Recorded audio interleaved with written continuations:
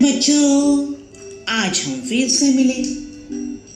आज हम देखने वाले हैं एक बूढ़ी माँ की कहानी जो एक झोपड़ी में रहती थी और उनके घर के पीछे एक शेर आ जाता है और फिर क्या होता है वो आज हम कहानी में देखने वाले हैं। चलो शुरू करते हैं। बूढ़ी माँ और शेर की कहानी। कहानी का नाम है बूढ़ी माँ और शेर। एक बूढ़ी माँ थी। वो एक झोपड़ी में रहती थी। बारिश के मौसम में उसकी झोपड़ी के चारों ओर पानी भर गया। छत पर से भी पानी गिरने लगा और बूढ़ी माँ पर जब भी पानी गिरता वो परेशान हो जाती। और तभी एक दिन बूढ़ी माँ की झोपड़ी के पीछे एक शेर छुप कर बैठ गया। रात का समय था। बूढ़ी माँ तो झोपड़ी में पानी निकाल रही थी। तभी और धड़ाम से बिजली गिरी और पानी की बड़ी सी बूंद उनकी कोहनी पर आकर गिरी। मगर बूढ़ी माँ बोली, मैं तो शेर से भी नहीं डरती, मैं तो बाघ से भी नहीं डरती, डरती हूं तो सिर्फ ये पानी की बूंदों से। बूढ़ी माँ को पानी की बूंदों से बहुत डर लगता था। वो टपक टपक उनके शरीर पर गिरती और वो डर जाती। बूढ़ी माँ को ये सब बोलते हुए शेर ने सुन लिया। शेर सोच में पड़ गया, बूढ़ी माँ शेर से नहीं डरती, बाघ से नहीं डरती और सिर्फ पानी की ठंडी बूंद से डरती है। ये कैसी बूंद होती होगी और ये कैसी बात है? इतने में बूढ़ी माँ की झोपड़ी में पानी की बड़ी सी बूंद उसके शरीर पर गिरी। वो तो चिल्लाई, अरे माँ! मगर फिर वो बोलने लगी, मैं शेर से भी नहीं डरती, मैं बाघ से भी नहीं डरती, डरती हूँ तो सिर्फ ये ठंडे पानी की बूंदों से। अब तो शेर डर गया, कुछ तो गड़बड़ है और वहां से भागा। भागा भागा भागा बहुत आगे निकल गया। रास्ते में बड़ा सा पेड़ आया। उस पर एक बंदर बैठा था और कांप रहा था। पेड़ के नीचे ग्वाला खड़ा था। शेर को दौड़ते हुए देखकर बंदर ने शेर को पूछा, आप तो पूरे वन के राजा हो और कांपते हुए कहां भाग रहे हो? शेर बोला, मैं ठंडे पानी की बूंद से डरता हूं और इसीलिए मैं भाग रहा हूं। बंदर बोला, मैं समझा नहीं। शेर बोला, मैं उस झोपड़ी के पास खड़ा था, तभी अंदर से बूढ़ी माँ बोली, मैं शेर से नहीं डरती, मैं बाघ से भी नहीं डरती, डरती हूं तो ठंडी पानी की बूंद से, इसलिए मैं भाग रहा हूं। तभी पेड़ के नीचे खड़ा ग्वाला शेर को देखकर डर गया। उसको लगा शायद वो उसे खा जाएगा, इसलिए उसने पेड़ पर चढ़ जाने का सोचा।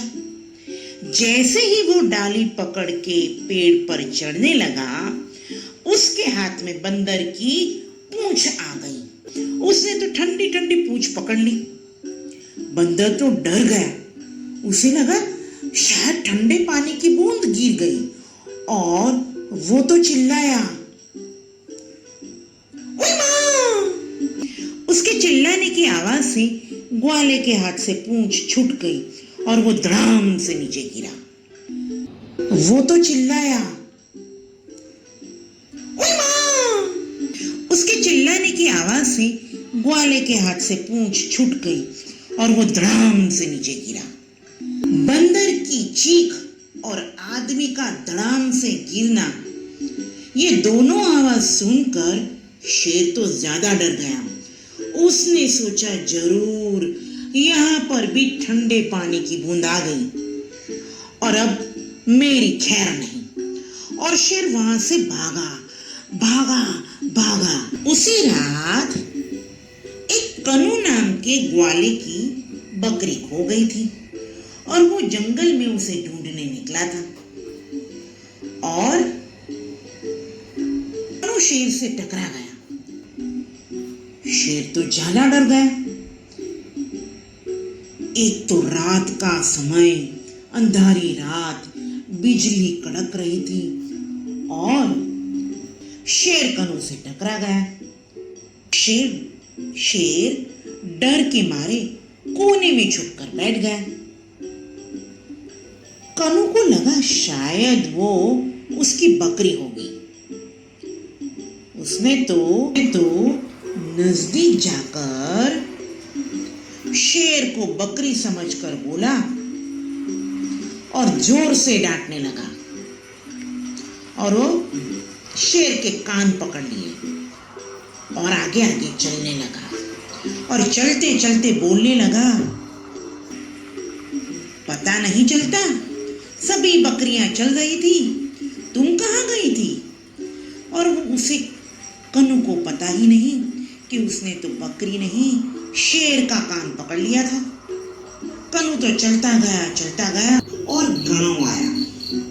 रात के अंधेरे में कनू ने अपने घर के बारामदे में शेर को बकरी समझकर बांध दिया।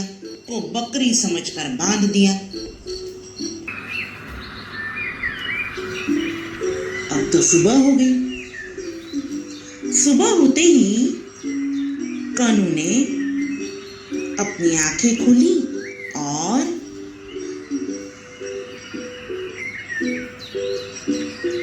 घर के बारामदे में गया और देखा, अरे ये तो शेर है। तभी उसे समझ में आया, अरे मैं तो अपनी बकरी समझकर शेर को घर पे ले आया, अब क्या होगा? कुछ तो करना पड़ेगा। कनू तो चुपके से शेर के पास गया और जिस खूंटे से उसने उसको बांधा था वो डोरी छोड़ दी। शेर तो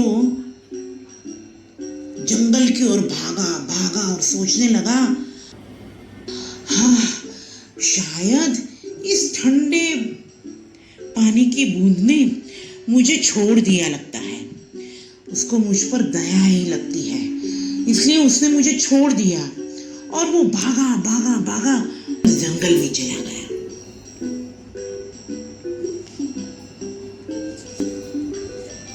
तभी फिर से बंदर मिला और बोला, शेर जी, आप रात को भी भाग रहे थे, दिन में भी भाग रहे हो, आखिर बात क्या है?